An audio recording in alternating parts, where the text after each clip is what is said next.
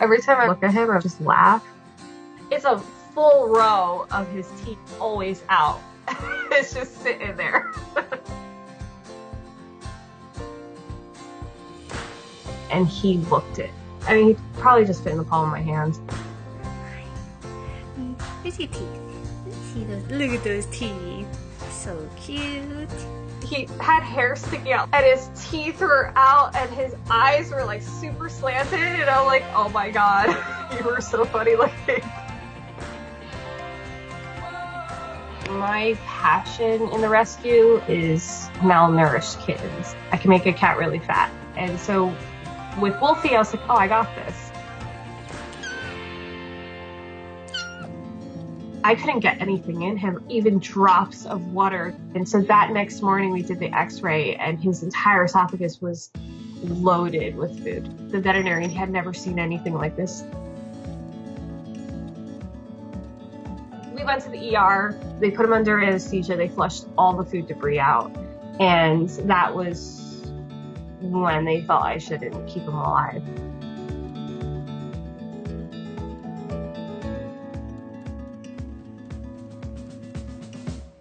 It was the sweetest thing I had ever experienced. He had been through so much, and I think he felt so comforted in that moment, and it like made my heart just burst. It just made me feel like we were doing the right thing. Is Wolfie hungry? Are you hungry? It was feeding him every 2 hours, a liquid diet. Just a few more minutes, buddy. He gained an ounce. 1 ounce. And I was so excited.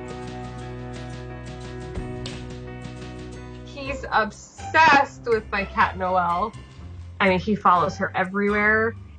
He dives into her fur and she's like, no, what are you doing?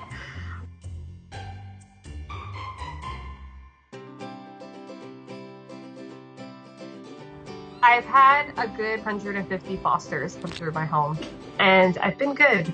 But I realized that I was very severely emotionally attached to him.